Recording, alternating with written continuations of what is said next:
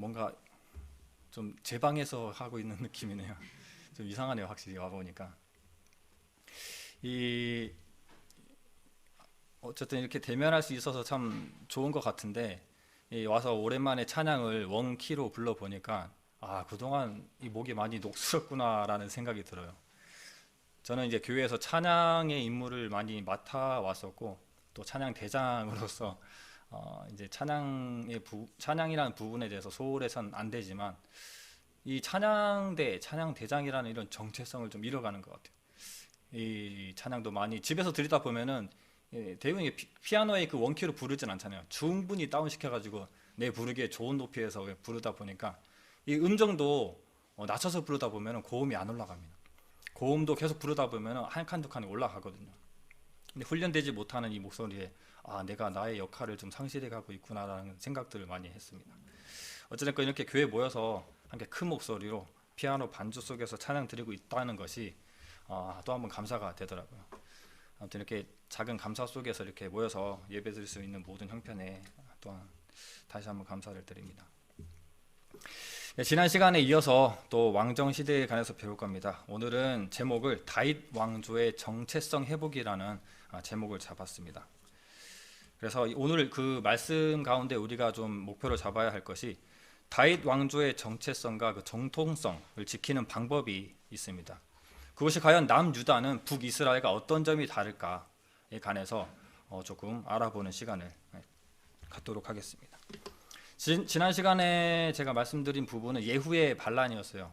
예후의 개혁이죠, 개혁. 예후의 개혁이었는데, 예후의 개혁을 통해서 북이스라엘과 남유다의 왕이 죽임을 당하고 그의 친척들도 죽임을 당했었죠. 아합의 집안의 모든 남자들이 죽임을 당했기 때문에 왕권의 많은 부분들이 다 죽임을 당한 일입니다. 그래서 아합의 집안 남자와 그리고 이세벨까지도 죽임을 당하게 됩니다. 이세벨이 죽는다는 것은 굉장히 큰 의미가 있었어요. 바알 신앙의 전통자들이 모두 죽게 된다. 그래서 바알의 단을 헐고 그 바알의 단을 변소로 만들었던 이야기도 말씀드렸습니다. 그래서 그 종교 개혁 관점에서 봤을 때 바알이라는 뜻은 바로 주인, 그리고 현대 히브리어로 해석했을 때에도 바알은 남편이라는 의미를 가집니다. 그래서 그 북이스라엘, 남유다도 마찬가지지만 우상 숭배가 가지는 의미는 진정한 남편인 하나님을 버린 창기와 같은 삶을 사는 사람이라고 말씀을 드렸어요. 그래서 아버지와 나와의 관계 속에서의 하나님이 아니라 나와 내가 아내 된 위치, 그리고 신랑이 되신 주님의 위치에서 바라본, 그리고 실제로 그 일에 적용해서 선지자로서의 메시지를 던지는 호세아의 가르침을 보면서 진정한 남편은 누구인지 너희들이 알아봐라. 그래서 너희들이 해야 할 것은 여호와를 알자, 좀 더 힘써 여호와를 알자라는 메시지로 마무리를 지었습니다. 그래서 오늘 이 시간에는 예후의 통치 말년과 남유다의 아달랴와 요아스, 이 세 명의 왕을 마무리하고자 합니다. 지난 시간 예후의 개혁 이후에 예후는 아주 좋은 개혁을 했기 때문에 하나님께 좋은 상을 받습니다. 그것은 바로 4대를 이어서 그의 왕권이 지켜진다라는 보장을 받게 돼요. 먼저 말씀을 한 구절 읽고 시작하겠습니다. 열왕기하 10장 31절로 33절입니다. 열왕기하 10장 31절로 33절. 좀 길기 때문에 제가 혼자 읽도록 하겠습니다. 열왕기하 10장 31절로 33절. 그러나 예후가 전심으로 이스라엘 하나님 여호와의 율법을 지켜 행하지 아니하며 여로보암이 이스라엘로 범하게 한 그 죄에서 떠나지 아니하였더라. 이때 여호와께서 비로소 이스라엘을 찢으심에 하사엘이 그 사방을 치되 요당 동편 길랏 온 땅 곧 갓사람과 르우벤 사람과 므낫세 사람의 땅 아르논 골짜기에 있는 아로엘에서부터 길르앗과 바산까지 하였더라. 예후는 좋은 개혁으로 4대를 지나리라 라고 했으니까 4대까지는 보장을 받았어요. 하지만 예후가 좀 더 잘했으면 좀 더 많은 대를 보장받지 않았을까 싶은데 예후는 그 이후에 여로보암의 죄의 길을 가게 됩니다. 때문에 예후의 악행으로 예후에게는 안 좋은 저주의 메시지가 이게 오게 되는데, 그건 바로 땅을 뺏기게 되고 전쟁이 일어나게 되는 거예요. 누구로 인해서냐면은, 그때는 아람의 왕 하사엘. 북이스라엘 여전히 아람과 싸웁니다. 아람은 그때 당시 시대적인 배경을 보자면은 아람을 이제 아수르에게 굉장히 큰 시달림을 받고 있는 상황이에요. 반면에 북이스라엘은 그 아수르의 조공을 바치고 있었던 상황입니다.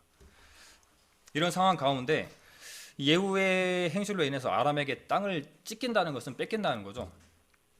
어떻게 아람이 또 북이스라엘을 쳐들어오게 되는가? 그것은 이제 아수르의 그 세계사적인 배경을 이해하셔야 되는데, 예전에도 아수르가 점점 세력이 커질 때, 남쪽으로 침략하려고 할 때 남쪽에 많은 열방들이 유다와 이스라엘, 아람, 그리고 그 근처의 에돔과 모든 나라들이 연합해서 카르카르 전투라고 하는 전투로 물리쳤던 이력이 있어요. 그래서 한번 큰 피해를 막았던 이력이 있는데, 이번에는 또 아수르가 크려고 하니까 남쪽을 침범하다기보다, 남쪽으로는 아람과 계속 싸움을 하고 있었고, 북방으로는 아르메니아와 이쪽 사진이 있군요. 이쪽은 지금 바벨론 제국의 사진인데, 아르메니아와 메디아를 보여주려고 왔어요. 아르메니아와 메디아라는 큰 나라들과 싸움을 하고 있었어요. 아르메니아는 실제로 지금도 있는 나라인데, 그 나라 사람들이 지금이 맞는지 모르겠지만 실제로 지금 터키에 위치한 나라입니다. 그리고 메디아는 지금 우리가 알고 있듯이 이란이라는 나라죠. 이렇게 큰 나라들과 싸움을 하다가 밀렸기 때문에 아수르는 또 한 번 주춤하게 돼요. 그래서 남쪽으로도 오는 것들을 잠깐 주춤하게 될 때 아람이 이 괘씸한 북이스라엘을 치러 오는 전쟁들이 바로 이 길르앗에 있는 싸움들입니다. 근데 이제 예후는 하나님 앞에 정직하게 살지 못했기 때문에, 그리고 여로보암이 죄를 갔기 때문에 하나님께서 전쟁으로서 지켜주지 않으세요. 그래서 길르앗 땅을 다 빼앗기고, 요단 동편에 우리 세 지파들이 있었잖아요. 갓 지파, 므낫세 반 지파, 그리고 또 어딘가요? 아무튼 이 세 가지 지파들이 있었는데 그들의 땅, 요단강 동편 땅을 다 빼앗기게 됩니다. 엄청난 손실이죠. 아무튼 이러한 압박들이 계속 있게 됩니다. 지금부터는. 하지만 하나님께서는 이 시점에서 우리가 한 가지 좀 알 수 있는 것은, 확실히 하나님께서는 오래 참으신다라는 것을 알 수 있어요. 남방 유다가 연합해서 막은 것도 그렇고, 북방 연합으로 또 아수를 저지했던 것, 제국이 크고 있는 것들을 하나님께서 여러 번 저지하십니다. 그 중에 이제 한 가지 더 후에 나오지만은 이제 선지자들이 나오잖아요. 이제 예후에 이어서 몇 번 가지 않아서 여로보암 왕이 있게 되는데, 여로보암 왕 때에는, 여로보암 2세 왕 때에는 이제 요나, 그 전에 아모스, 이 선지자들이 아수르에 회개를 외치러 가게 되잖아요. 그래서 아모스 때도 그렇고 요나 때도 그렇고 그 민족들이 회개를 통해서 그들의 잔혹하고 강인한 제국주의를 일으킬 만한 그 마음들을 여러 번 꺾어주십니다. 이것을 봤을 때 정말 하나님께서는 여러 번 기회를 주시고 여러 번 참으시는구나 라는 것을 우리가 알 수 있어요. 그래서 때와 시기는 우리가 때와 시기를 보면은 이러한 그 남침을 하고 북침을 하는 여러 가지 시기들을, 그리고 모든 타이밍들을 하나님께서 정하시는 거죠. 그래서 이 세계사가 하나님 손에 있는 겁니다. 그래서 이렇게 오래 참으신 하나님의 메시지를 이렇게 예후의 시대에 여러 가지 전쟁사들을 통해서 알 수가 있는 거죠.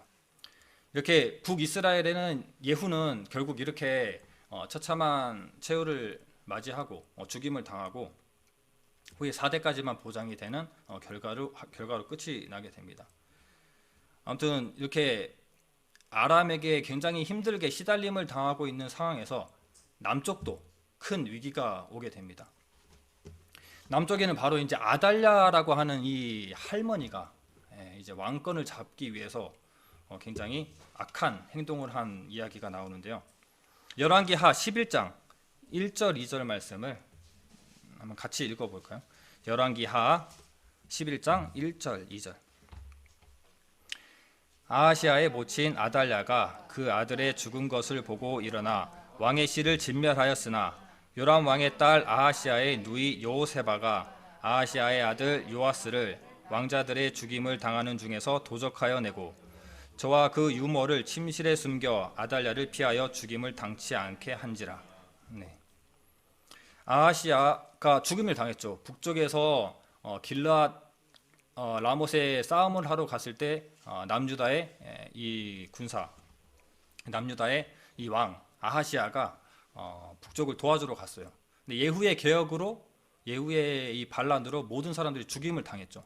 하지만 아하시아 혼자 남은 왕이거든요. 그래서 이 아달랴가 이 왕만 죽으면 이 왕이 될 사람이 우리 손주들밖에 없으니까 이 아이들을 다 죽여버리고 자기가 왕이 돼야 되겠다라는 그런 잔인한 계획을 세웠던 것 같아요. 하지만 다윗 왕조는 영원할 거라는 하나님의 메시지가 있었잖아요. 그래서 그 나라를 지키는 많은 백성들, 호위병들, 경위병들 이런 사람들은 이 나라는 하나님께서 다윗 왕조는 영원할 거다, 영원히 경고할 거다 이런 약속을 하셨는데, 말씀으로도 그렇습니다. 역대상 17장 14절에 보면은 내가 영영이 그를 내 집과 내 나라에 세우리니 그 위가 영원히 경고하리라 하셨다 하라. 이것은 나단이 다윗에게 주는 하나님의 메시지입니다. 실제로 이 이야기는 이 아하시아의 아버지 여호람 시대에 한번 또 언급이 돼요. 역대하 21장 7절에 보면, 찾지 마시고 제가 읽어드리겠습니다. 여호와께서 다윗의 집을 멸하기를 즐겨하지 아니하셨음은 이전에 다윗으로 더불어 언약을 세우시고 또 다윗과 그 자손에게 항상 등불을 주시겠다 허하셨음이더라. 사실 이 아하시아 왕 위에 요아스가 아니죠. 여호람 왕은 하나님 앞에 굉장히 악한 삶을 살았어요. 실제로 여호람은 그가 왕권을 잡았을 때 그 모든 동생들을 죽이게 됩니다.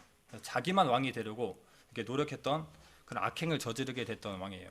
그런 악행을 보시고 하나님께서는 쓸어버리고 싶었지만, 멸하고 싶었지만은 내가 약속한 것이 있기 때문에 그것을 이행하지 않으셨던 말씀을 언급하고 있어요.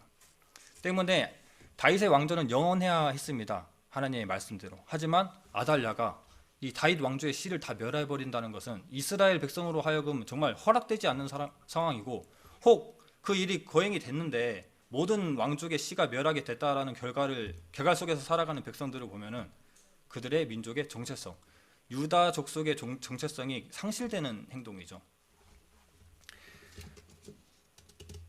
그런데 정말 이렇게 왕이 될 사람이 없었는가라는 것을 한번 돌아보면은, 아까 말씀드린 대로 아하시아의 아버지 여호람 때에는 여호람이 모든 형제를 죽였고, 아하시아 때에는 아라비아에 있는 사람들이 와서 침략을 해가지고 모든 사람들을 죽였는데 아하시아만 혼자 살았어요. 근데 아하시아도 이름이 사실 처음에는 아하시아가 아니었습니다. 그 말씀 한번 읽어보겠습니다. 역대하 21장 16절 17절입니다. 역대하 21장 16절 17절.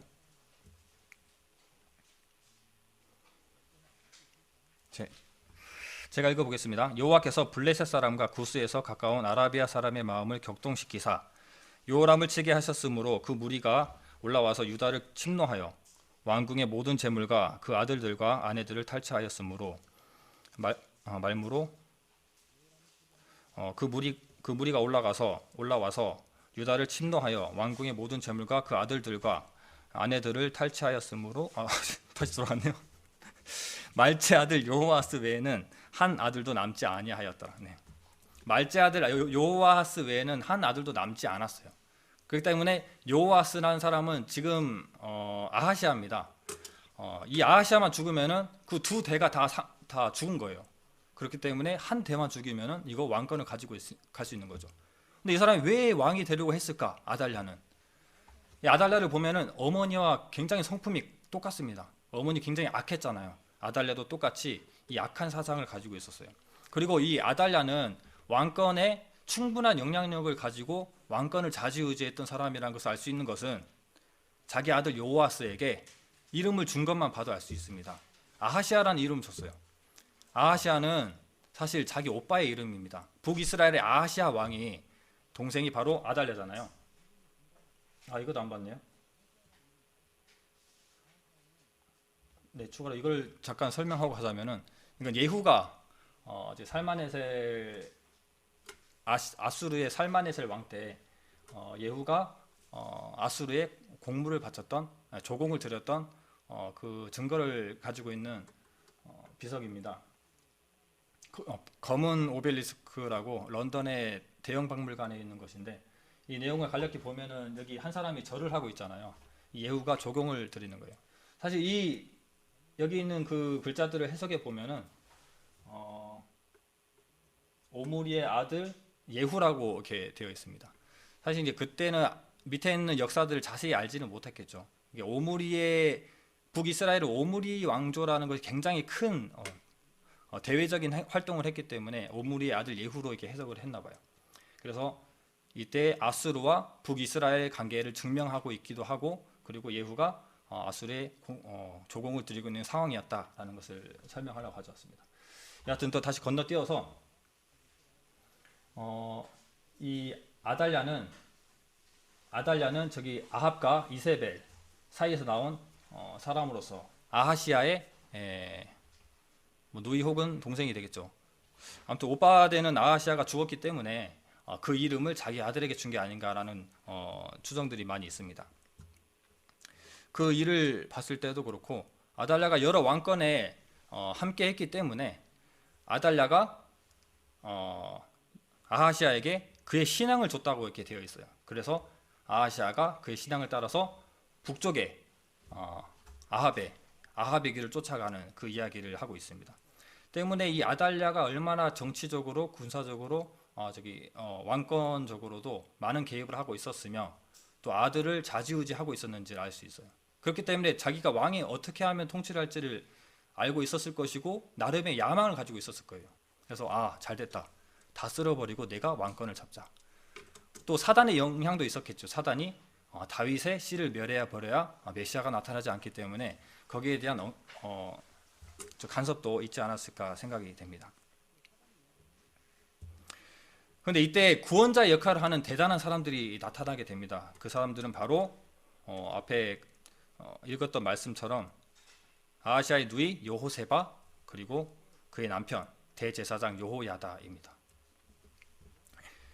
이 사람들은 이제 족보로 따지고 보면 아달랴의 딸이 될 수가 있잖아요. 이 여호세바라는 사람이. 근데 여호세바는 이렇게 배다른 자식으로 같은 어머니는 아니라고 생각이 됩니다. 그래서 이 두 사람은 이름만 딱 봐도 알겠잖아요. 세바, 여호야다. 뭔가 여호와의 이름이 들어간 이름들은 굉장히 좋은 의미를 가지는 이름으로서 이제 여호와의 신앙을 살고 있는 사람이라는 것을 우리가 충분히 알 수 있습니다. 그리고 야하시아의 누이 여호세바가 다른 사람도 아니고 하나님 그 성전의 일을 하고 있는 하나님의 일을 하고 있는 대제사장인 여호야다와 결혼을 했다는 것 자체가 이들은 정말 하나님 공동체로서의 좋은 역할을 했다는 것을 우리가 알 수가 있죠. 예측할 수가 있습니다. 그래서 이 요아스라는 왕을 숨겨주게 돼요. 요아스는 이때는 바로 갓난애기입니다. 갓난애기라서 숨기기에는 뭐 좋았는지 나빴는지 모르겠지만 잘 숨겼어요. 도적하여 내서 성전에 숨겨가지고 성전에서 6년 동안 키우게 됩니다. 그동안 6년 동안 얼마나 이렇게 아슬아슬하고 조심스럽게 키웠겠어요. 성전에서 그 요아스가 성장할 때까지 기다렸다가 어느 정도 7세까지 성장했을 때 이들이 이제 개혁을 단행하게 되는 이야기가 이제 뒤에 이어집니다. 여호야다가 개혁을 일으키게 되는데 바로 열왕기하 11장 4절 말씀을 같이 읽도록 하겠습니다. 열왕기하 11장 4절. 제7년에 여호야다가 보내어 가리 사람의 백부장들과 호위병의 백부장들을 불러 데리고 여호와의 전으로 들어가서 저희와 언약을 세우고 저희로 여호와의 전에서 맹세케 한 후에 왕자를 보이고. 성경을 역대기로 넘겼었죠. 네. 이제 여호야다가 이제 가리 사람이라는 것은 호위병을 얘기합니다. 호위병들과 그리고 백부장들. 이 백부장들은 이 역대기에 설명하기를 5명의 이름들이 나와요. 그렇기 때문에 백부장 5명이면 500명의 군대겠죠. 그러니까 5명의 백부장을 데리고, 그러니까 믿을 만한 사람들을 되게 불러 모으는 거예요. 정말 신뢰할 수 있는 사람들, 왕을 지켰던 사람들, 그리고 자기가 신뢰할 수 있었던 백부장들. 정말 큰 규모는 아니지만 이 작은 규모의 사람들을 불러서 그들에게 왕을 보여줍니다.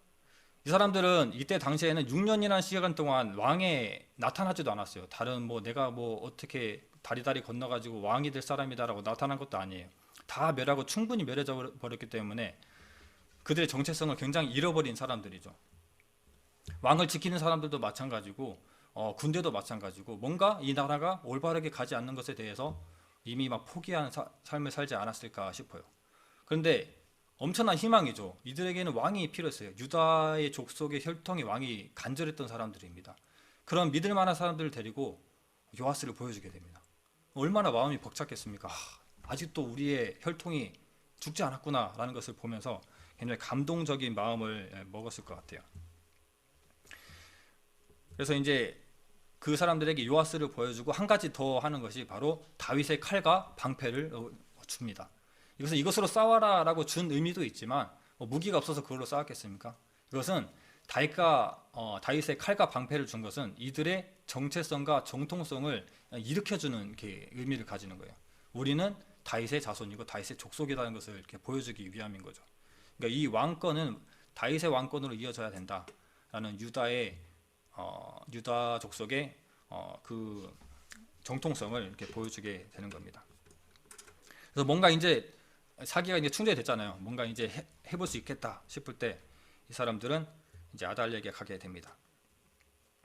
아달랴에 가는 게 아니죠. 아달랴가 있는데 이제 요아스를 왕으로 세우는 일을 거행하게 됩니다. 그 말씀 열왕기하 11장 12절 말씀입니다. 열왕기하 11장 12절 말씀. 다 함께 읽겠습니다. 다 함께. 여호야다가 왕자를 인도하여 내어 면류관을 씌우고 율법책을 주고 기름을 부어 왕을 삼음에 무리가 박수하여 왕의 만세를 부르니라. 많은 사람들 앞에서 이제 이 엄청난 개혁을 하는 거예요. 아달랴 입장에서는 반란이겠지만 사실 북이스라엘에서는 반란이라는 단어를 사용합니다. 히브리어적으로도. 하지만 이 남유다에서의 반란이라는 단어를 사용하지 않고 언약이라는 단어를 훨씬 더 많이 사용하세요. 왜냐하면 이것은 반란이 아니고 다윗의 왕조를 회복시키는 하나님의 약속입니다. 그렇기 때문에 반란이라는 단어보다 언약. 대신에 아달랴 입장에서는 반란이라고 외치죠. 그래서 이 많은 사람들 앞에서 왕이 등장하고 그에게 면류관을 씌우고 그리고 율법책을 주고 기름 부음을 받게 합니다. 이것은 이분이 우리의 왕이다라는 진정한 선포가 되겠죠. 많은 사람들이 나팔을 불고 그리고 만세를 부르고 소리 높여서 찬양합니다. 이 역대기에 보면은 찬양을 했다라고 이렇게 경배를 했다라고 나와 있는데 이렇게 큰 소리를 부니까 떠들썩하잖아요. 저쪽에 뭔가 일이 있다. 아달랴는 게 파악을 하고 보니까 이미 반란이 일어난 거예요. 아달랴 입장에서. 그래서 반역이로다라고 14절에 얘기를 하고 있죠. 그래서 여호와의 전에서 몰아냅니다. 왜냐하면 여호와 전에서 죽임을 당하면 안 되기 때문에 여호와의 전에서 몰아내서 말이 다니는 길에서 죽임을 당하게 되고 아달랴는 그렇게 최후를 맞이합니다. 그리고 백성들이 달려가서 바알의 신전들을 헐어버리고 바알의 제사장까지 죽이게 되죠. 그리고 왕은 백부장과 호위병들의 인도를 받아가지고 왕궁에 가서 결국 왕자에 앉게 되는 아주 멋진 이야기를 하고 있습니다. 여기서 이제 나팔을 부는 부분에 대해서 간략히 좀 말씀드리면 사실 나팔은 나팔절에만 부는 나팔이 아니에요. 모든 절기에 자주 나팔을 부릅니다. 그리고 민수기에도 보면은 이들이 행진할 때나 또 소집을 할 때 나팔을 불러서 나팔 하나를 부르면은 백성들이 모두 모이고 두 개를 부르면은 지도자들만 모이고 이런 경우들이 있죠. 나팔을 길게 부르면은 소집이고 또 행진이고 나팔을 끊어서 따다다 부르면은 이제 돌격이고 이런 여러 가지 나팔로 인해서 많은 지시들을 내려요. 하지만 왕이 또 한 가지는 왕이 행차할 때 또 길고 큰 나팔을 불게 됩니다. 그래서 이 나팔은 그냥 나팔로 되어 있는 게 아니고 이 이름들도 다르더라고요. 길게 부르면은 테키야, 짧게 부르면은 테루아라고 이렇게 합니다. 그래서 이제 테키야는 길게 부르게 되는데 아까 말씀드렸던 소집할 때, 그리고 왕이 행차할 때, 그러니까 왕이 나타났을 때 이 누군가 이름이 또 요시아라 그러네. 요아스 왕이 기름 부음으로 왕권에 대한 선포가 되었을 때 아무도 테키야 길게 불렀겠죠. 왕의 행차이기 때문에. 그리고 한 가지의 이제 나팔이 남아 있습니다. 이제 테키야 갓돌이라고 하나님께서 오실 때, 예수님께서 우리가 기다리는 주님께서 재림하실 때 테키아 갓돌이라고 이렇게 이것도 큰 소리로 길게 온 힘을 다해서 부르는 나팔이에요. 근데 그 나팔을 우리가 남기고 있는 상황이죠. 그래서 이 시대에도 이 나팔을 부르면서 얼마나 멋졌겠어요. 더 멀리서 저기 멀리서 듣는 사람들은 왕이 행차했구나 라는 소식이 얼마나 반가웠겠습니까? 지금 우리도 그런 나팔 소리를 기다리고 사는 사람들입니다. 테키아 갓돌이라는 이 갓돌은 그냥 크다 이런 얘기입니다. 크게 테키아는 크게. 아무튼 이러한 나팔 속에서 이 왕이 등장하는 것들을 보면은 정말 이들이 그 나팔 소리와 함께 그들의 정체성을 다시 회복시키는 그런 모습을 보여주게 됩니다. 그렇다면은 제가 서두에 말씀드린 것처럼 우리가 오늘 이 말씀의 목표를 좀 잡아봤어요. 과연 남유다와 북이스라엘은 어떤 차이가 있고 남유다를 다윗 왕조를 지키는 하나님의 통치 구조는 어떠한 특별한 방법이 있을까라는 것에 대해서 우리가 고민을 해봐야 됩니다. 그래서 오늘 이 제가 말씀을 드렸던 부분들에서 다 나옵니다. 아까 열왕기하 11장 4절에 많은 사람들이 등장하고 있는데 이것은 남유다의 특별한 것들을 많이 이야기해 주고 있어요. 열왕기하 11장 4절에 우리가 좀 보기에도 생소한 단어도 있잖아요. 가리사람. 그렇죠. 가리사람이란 것은 뭔 사람이야? 그냥 유다 민족이면 유다 민족이고 누구의 족속이면 누구의 족속이고 누구의 아들들이고 자손들이 이렇게 얘기할 건데 가리사람들이라고 하면 뭐지? 되게 어디 사람이라고 얘기를 하면은 이방 사람들이에요. 그래서 이 가리사람은 용병들입니다. 이 다윗 왕조 때에도 있었어요. 이 주석에 보면은 가리사람을 사전에도 보면은 그렛사람, 블렛사람이라고 설명하고 있어요. 그렛사람과 블렛사람들이 하는 역할은 뭐냐면은 왕권을 보호하는 호위병의 역할을 하고 있습니다. 즉 다윗이 여러 가지 그 반란들을 당하게 되잖아요. 어떤 반란들인가요? 저기 세바의 반역이 일어나게 되고 그리고 그의 아들 압살롬의 반역도 일어나게 되죠. 이런 반역들 속에서 그 그렛사람과 블렛사람이란 이름들이 여러 번 언급이 됩니다. 그리고 후에 보면은 솔로몬이 즉위할 때에도 이 아도니아가 반란을 일으키잖아요. 또 요압과 몇 사람 꾸려가지고 자기가 왕이 되고 싶어가지고 애를 쓰는 모습이 보이는데 이때에도 이 그렛사람과 블렛사람들이 지켜주게 됩니다. 아마도 이 왕권을 위해서 충성했던 사람들 같아요. 앞에 보면은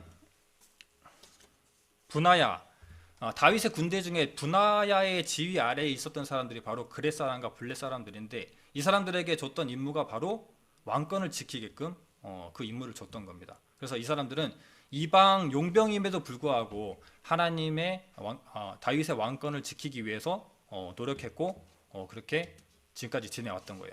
아마도 가릿 사람은 똑같은 사람들을 말하고 있는 것 같아요.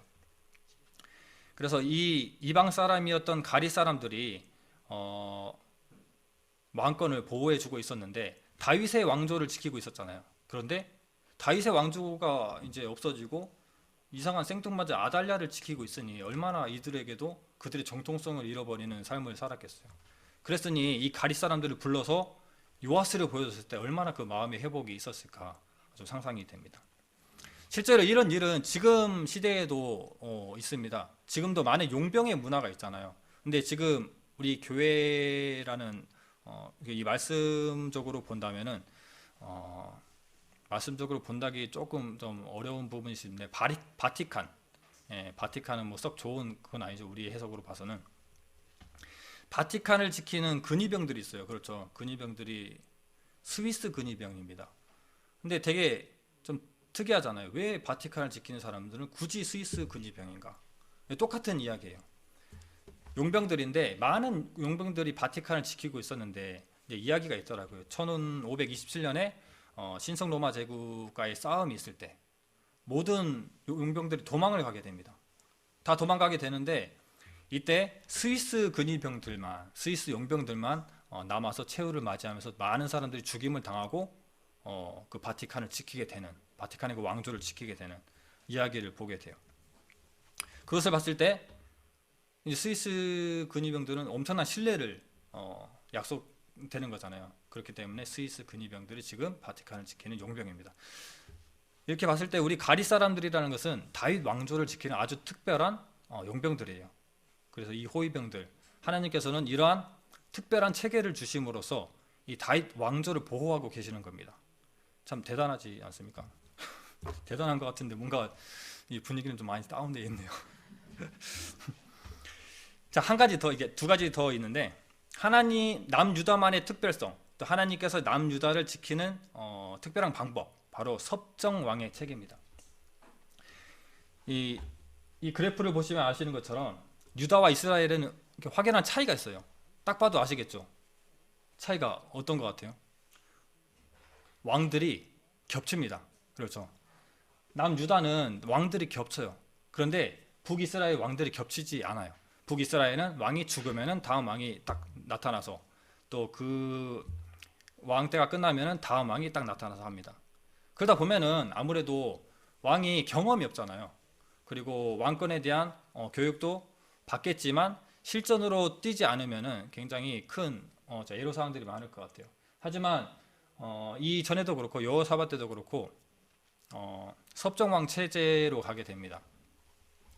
이런 부분들 때문에 난제가 발생하는 겁니다. 왜 이 왕 때는 이 사람인데 왜 아들 왕이 등장을 하고, 이 아들 왕이 가고 있어야 되는데 왜 아버지가 등장을 하고, 이게 난제가 발생하거든요. 그렇기 때문에 헷갈리지 말았으면 좋겠고요. 그래서 이 섭정왕의 문화, 이 섭정왕이라는 것은 뭐냐면 왕을 대신해서 나라를 다스리는 겁니다. 그 왕 다음 왕이 일찍 즉위를 해서 함께 왕권 통치를 하는 겁니다. 여호사밧 때 그의 아들 여호람이 왕권으로 올라가서, 여호사밧이 북이스라엘과 대외적인 정치를 하다 보니까 북이스라엘 가서 싸움도 하고 여러 가지 일을 하다 보니까 혹 죽임을 당하면 자연스럽게 여호람 왕이 통치를 하는 거예요. 대외적인 활동을 하는 아버지 왕이 나라 밖으로 다녔을 때 자식 되는 왕이 그 나라의 공석을 채워서 나라의 통치를 하게 되는 겁니다. 이렇게 되면은 왕권 보호하기가 굉장히 좋은 구조겠죠. 또 이런 구조들로 가기 때문에 하나님께서는 남유다의 이런 체제들을 허락하시고, 그리고 남유다가 북이스라엘보다 견고한 다윗의 왕조를 지키지 않았을까라는 생각이 듭니다. 이런 것들은 우리가 또 레위인의 이 역사를 보면은 또 비슷한 점이 많아요. 어디 보면은 레위인들은 30세부터 일한다, 어디 보면은 25세부터 일한다, 또 어디 보면 20세부터 일한다, 여러 가지 이렇게 구절들이 있습니다. 실제로 25세부터 일한다, 30세부터 일한다는 말이 맞아요. 실제로 레위인들은 30세에서 50세까지 일합니다. 하지만 25세부터 일하는 것은 이제 그 인턴이 아니고 이제 뭐라 그러죠? 수습, 그죠? 이제 그런 의미로 일을 배우는 거예요. 왜냐하면은 레위인의 일들은 굉장히 쉽지가 않아요. 그리고 혹 말씀대로 하지 않거나 잘못했을 때 죽임을 당하는 경우가 있습니다. 그렇기 때문에 레위인의 일들은 목숨을 바쳐서 하는 굉장히 신중한 임무예요. 때문에 30세에 바로 실전을 뛰는 것이 아니라 25세에 일을 배우면서 30세에 이제 실전을 뛰는 거죠. 마찬가지로 50세까지 일을 하게 되는데 50세까지 일을 하고 쉬라고 되어 있지만 대신에 이제 성전의 일들을 도와라라고 되어 있습니다. 그 이후부터는 마치 지금의 뭐 임금 피크제처럼 나가야 될 사람들이 있지만 나가지 않고 급여를 줄여가지고 이제 밑에 사람들을 도와주는, 자기의 여러 가지 노하우들을 전수해주는 이런 체제, 뭐 똑같지는 않지만 이런 비슷한 구조 같아요. 때문에 30세에서 35세까지가 이제 절정으로 일을 할 시기지만 이제 수습병의 나이로서 25세부터 들어가서 5년간 훈련을 하고, 그리고 50세 이후에는 자기가 배우고 익힌 것들을 잘 알려주고 도와주는 이런 일들을 하게 됩니다. 약간 섭정의 의미가 비슷한 거죠. 그래서 이 겹쳐서 일하고 배우는 것은 아무래도 위험하고 중대한 일이기 때문입니다. 왕권도 그렇잖아요. 왕의 하는 일들도 굉장히 중요하고 위험하기 때문에 이들이 올바른 왕권의 문화와 이런 것들을 배우고 실전을 뛰어야만이 그들의 왕조가 잘 보호될 수 있다는 것을 우리가 알 수 있습니다. 또 한 가지는 무엇일까요? 또 한 가지, 남유다는 있지만 북이스라엘은 없는 것. 뭔가 좀 졸음이 오는 분위기 같아서 한번 맞춰봤으면 좋겠어요. 남유다는 있지만 북이스라엘은 없는 것. 뭐 뻔하잖아요. 아까 그 구절로 얘기한다면은 제사장 그리고 성전입니다. 남유다는 성전이 있었고 예루살렘 성전이 있었고, 그래서 그들이 올바른 제사를 드릴 수 있었고, 또 올바른 제사를 드리기 위해서 있었던 하나님의 사람들인 제사장들과 레위인들이 있었어요. 하지만 북이스라엘에는 예루살렘이 없죠. 성전이 없죠. 그래서 단과 베델에다가 금송아지를 세워가지고 산당을 지었었잖아요. 그곳에서 예배를 드린다고 예배를 드리는 다인가? 아니, 제사장들도 많이 있었고 레위인들도 많이 있었지만 그들에게 임무를 주지 않았어요. 왜 제사장 너희들만 특별한 일을 해? 하고 싶은 사람들이 하게끔 하자라고 여로보암이 그 시작 때부터 외쳤던 거예요. 그래서 아무나 하고 싶은 사람들 돈 내고 제사장 해 라고 하니까 제사장과 레위인들이 할 수가 없는 거죠. 그래서 북이스라엘의 제사장과 레위인들은 대거 남쪽으로 이동하게 됩니다. 그래서 북쪽에도 있었던 것 같지만 거의 없었을 거예요. 그래서 북쪽에는 없었던 것, 제사장, 레위인, 그리고 성전이 없었습니다. 이것은 굉장히 중요하죠. 레위인이 하는 역할, 제사장이 하는 역할은 하나님의 메시지를 받기도 하고 하나님께 예배를 드리기도 하고 그리고 그들을 연합시키는 일을 합니다. 말씀으로. 레위인들이 각자의 맡은 이 사명들을 가지고 하는 일 중에 재판하는 일도 있었고 말씀을 가르치는 일도 있었어요. 그렇기 때문에 여러 민족들이 10개, 12개 이렇게 있지만 그들이 하나님의 메시지를 받아서 이 여러 개의 족속들, 자손들을 지파들을 하나로 묶어주는 하나님의 메시지로 묶어주는 그리고 예배 하나님의 제사 예배로 묶어주는 역할을 했었던 거죠. 하지만 남유다에는 이러한 일들이 자연스럽게 거행이 되고 있지만 북이스라엘에는 이미 상실돼 버린 일이죠. 때문에 북이스라엘은 보면은 굉장히 여러 번 왕조가 바뀝니다. 여로보암 때 잘못해서 나다 때 바뀌죠. 바사 때 잘못해서 엘라 때 바뀌죠. 시므리 또 왕조라고 하기는 그렇지만 또 왕조로 껴주고 오므리 또 바로 반역을 해서 반역이 아니고 자기가 하겠다고 해서 또 오므리 때 또 왕조가 바뀌고 또 오므리 왕조가 결국 아합 때 절정을 다해서 엄청난 죄로 인해서 악행으로 인해서 예후의 또 허락된 반란으로 5번이나 바뀝니다. 남유다는 한 번도 바뀐 적이 없지만 아달랴 때 한 번 빼앗기게 되죠. 하지만 요아스 때 다시 이 부분에 대해서는 회복이 된다. 그래서 이 구절에서 얘기하고 있는 용병의 문화, 가리 사람들, 하나님의 약속을 지켜주고 다윗 왕조를 지키는 호위병들, 그리고 섭정왕이라는 특별한 체제, 그리고 성전과 제사장이라는 문화가 하나님께서 이 다윗 왕조를 지켜주기 위해서 늘 나오셔가지고 막 멋지게 이번에는 뭐 불로 이번에는 물로 해가지고 이기게 해주시는 것이 아니라 물론 그렇게도 할 수 있었겠지만 하나님께서는 특별한 이 체제와 문화를 남쪽 유다에다가 심어 주셔서 남쪽 유다가 이렇게 견고하게 다윗의 왕조가 흔들리지 않도록 해 주셨던 거예요. 물론 하나님의 섭리와 하나님의 방법으로 이렇게 지켜지는 겁니다. 그래서 하나님께서 심어놓은 특별한 문화이다, 특별한 체제이다라는 것을 우리가 알 수가 있습니다. 자, 그 다음은 이제 요아스 왕입니다.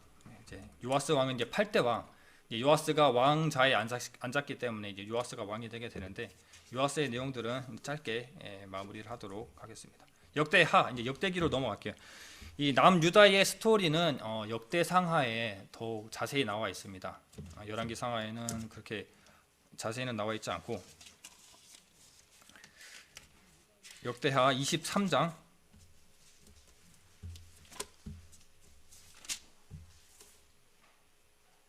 2절 3절. 역대하 23장 2절 3절.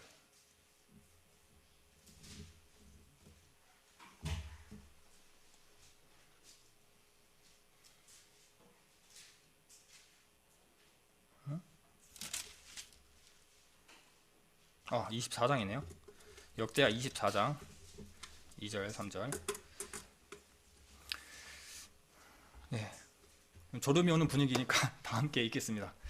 제사장 요야다가 세상에 사는 날에 요아스가 여호와 보시기에 정직히 행하였으며 요야다가 왕으로 두 아내에게 장가들게 하였더니 자녀를 낳았더라. 네. 이 요아스는 쉽게 말해서 전반전에는 좋은 왕이고 후반전에는 악한 왕입니다. 그 기준은 바로 여호야다라고 하는 이 제사장이 자기에게 요아스에게는 고모부가 되겠죠. 고모부가 되는 여호야다가 사는 날 기준으로 살아있을 때에는 하나님 앞에 선을 행하다가 여호야다가 죽고 나서는 악을 행하는 일이 있게 됩니다. 마치 이것도 섭정 왕처럼 요아스 때는 섭정 왕이라는 개념이 없을 거 아니에요. 왜냐하면 자기 아버지가 왕이 아니기 때문에. 하지만 여호야다가 그 역할을 충분히 해줍니다. 왜냐하면 7세 된 왕이 뭘 알겠습니까? 뭘 선택을 하고 어디에 도장을 찍으면서 어떤 지시를 하겠어요. 그래서 여호야다가 이 왕권의 모든 지시들을 하게 됩니다. 그래서 이 여호야다가 어느 정도까지 요아스에게 많은 지시와 간섭을 하게 되느냐 보면은 아내까지 정해줍니다. 방금 읽었었던 부분의 3절에 보면 두 아내에게 장가들게 했던 것을 보면은 이 여호야다가 왕에게 아버지와 같은 존재의 역할, 그 섭정 왕과 같은 존재의 역할을 했구나라는 것을 우리가 알 수 있어요. 근데 이제 요아스도 성장을 하겠죠. 그래서 이제 제사장이라는 이 고모부와 이런 주변 사람들의 그 지시에서 벗어나서 본인이 했던 가장 큰 임무 중에 하나는 성전을 수리하는 거였습니다. 아무래도 요아스는 그동안의 성전에서 지킴을 받았고 숨김을 받았기 때문에 요아스는 6년간 숨김을 받았잖아요. 그래서 이 성전에 대한 애착이 많았던 것 같아요. 그래서 성전을 수리하는 일을 제사장들에게 지시하게 되는데 그 일이 자꾸 늦게 되니까 당신네들 돈 걷지 말고 따로 헌금함을 만들어가지고 여기다 돈을 걷어서 합시다 라고 해서 많은 돈들이 걷어지고 성전이 수리되는 일들, 이것이 바로 요아스가 행했던 이력 중에 한 가지입니다. 하지만 여호야다가 죽게 되는데 이후에 24장 16절 말씀을 24장 16절 말씀을 읽어보겠습니다. 16절 15절 16절이네요. 여호야다가 나이가 많고 늙어서 죽으니 죽을 때 나이가 130세라.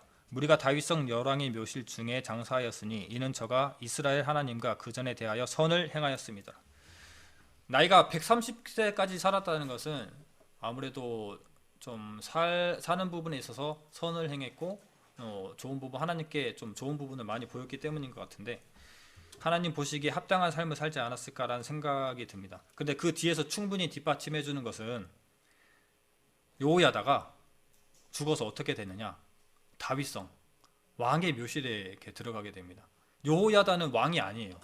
왕의 역할을 했고 왕을 도와서 왕의 역할을 했지만 여호야다는 제사장입니다. 대제사장입니다. 하지만 그가 행했던 왕의 역할로 인해서 그가 다윗의 열왕의 묘실에 들어가게 돼요. 그 왕들이 묻혔던 곳에 들어가게 된 것은 죽어서도 왕의 대우를 받는 사람입니다. 굉장히 그의 삶이 얼마나 올바랐는지를 우리가 알 수가 있겠죠.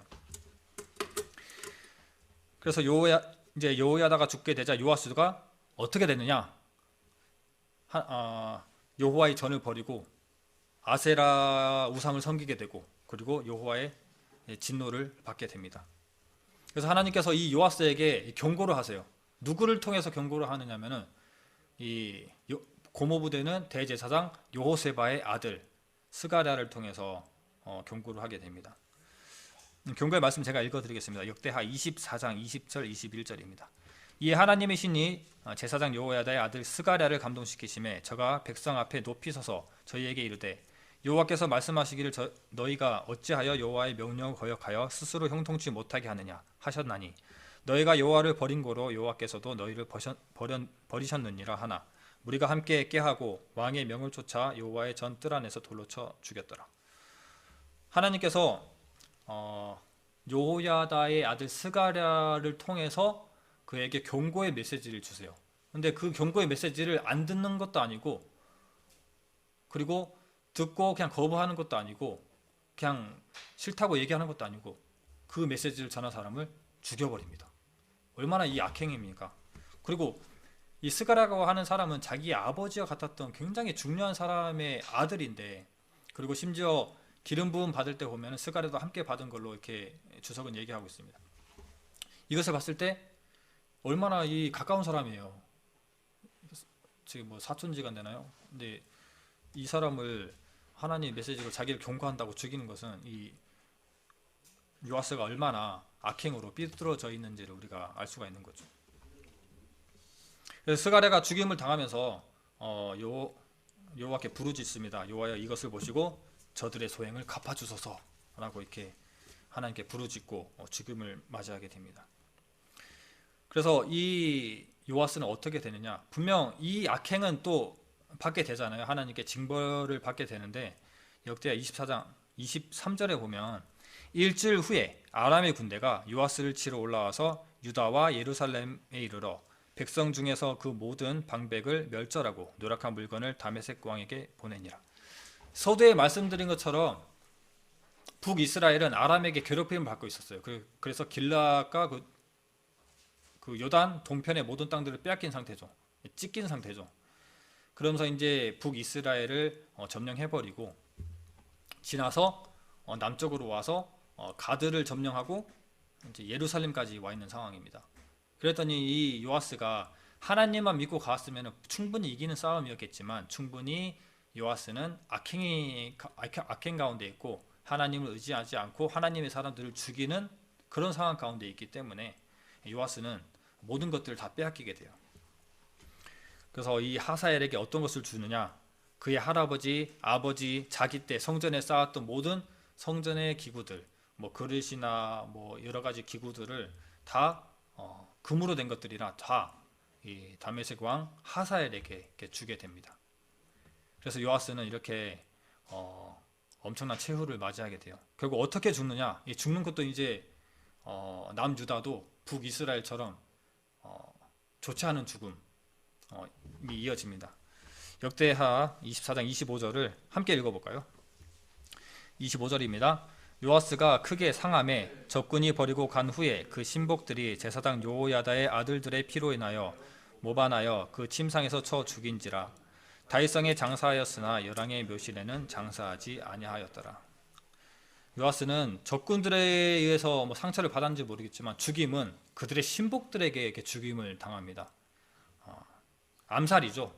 사실 다윗 왕조에서 이런 일들은 이렇게 흔치 않은데 아달랴 사건 이후로 남유다도 점점 배역에 가까운 길로 가면서 이 암살의 일들 그리고 반역의 일들이 여러 번 등장하게 돼요. 이게 바로 요아스 때 이게 시작이 되게 됩니다.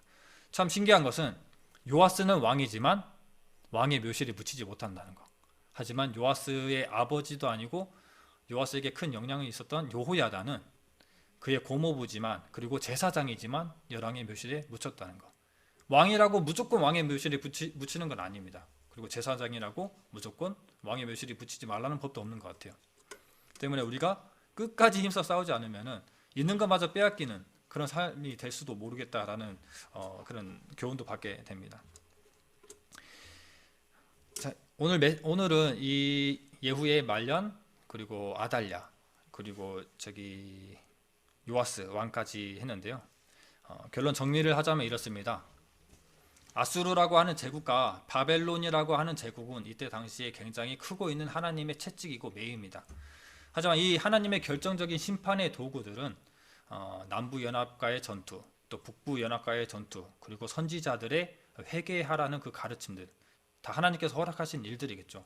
이런 모습들을 보면서 하나님께서는 얼마나 오래 참으시는 분이신지를 우리가 알 수 있습니다. 그래서 오래 참으시는 하나님을 기억하면은 지금 우리가 마지막 때다, 정말 임박했다, 곧 끝날 것 같다, 이제 곧 칩을 받을 것 같다, 휴가 될 것 같다 이런 생각 얘기를 하지만 하나님께서는 오래 참으시기 때문에 우리가 전처럼 평범하게 멀리 보고 당장 내 시대 때 끝난다는 것이 아니라 우리 자식 세대 때까지 자연스럽게 모든 것들을 하던 대로 전도하고 예배 드리는 부분들을 놓치지 않고 또 이 왕위의 계승을 위해서 남유다의 특별한 부분들이 있잖아요. 그런 부분들을 우리 교회에 적용해서 우리 교회가 얼마나 우리 교회의 이 그리스도인의 왕권이 견고하게 가기 위해서 어떠한 부분들을 적용해서 살아야 되는가라는 부분들을 적용할 필요가 있습니다. 간략히 적용해서 말하자면은 이 섭정왕의 체제 같은 것들로 인해서 우리가 상하 관계와 이런 것을 떠나서 함께 일들을 함께 하고 또 봉사도 하면서 서로 도와가면서 하나님의 일을 감당하는 것 이런 부분도 얘기할 수 있을 것 같고 또 제사장과 성전이라는 이런 문화 이런 것들을 잃어버리지 않고 우리가 모임과 예배 가운데서 하나님의 일꾼으로서 충성되게 살아가야 된다라는 것들이 잘 지켜져야 된다고 생각합니다. 곧 끝날 것처럼 생각할 것이 아니라 여전히 하나님께서 오래 참으시기 때문에 여전히 이 삶은 진행될 것이다 그런 생각과 함께 우리가 하는 일들을 한결같이 해 나가야 될 필요가 있습니다. 그렇게 함으로써 우리가 그리스도인의 왕권을 우리 시대뿐만 아니고 우리 자식 시대에도 자연스럽게 잘 아주 건강한 그런 문화들을 물려줘야 되겠죠. 마찬가지로 한 가지 추가하자면 요호야다 같은 경우 굉장히 좋은 영향력을 미쳤잖아요. 근데 아마도 요호야다는 스스로 하게끔 하는 그런 훈련들을 좀 하지 못했나 이런 약간 개인적인 생각도 들어요. 아무튼 이 좋은 영향력으로 하나님께 칭찬을 받기도 하지만 그의 영향력 아래에 이 요아스가 선을 행하면서 살아갔던 것처럼 우리가 우리 시대에 많은 좋은 영향력들을 자식의 시대에 베풀어야 되겠다, 가르쳐야 되겠다 라는 생각들을 많이 하게 됩니다. 그래야 우리 교회가 또 우리 성도님들이 견고하고 건강한 교회와 성도님들이 될 수 있다라는 메시지입니다.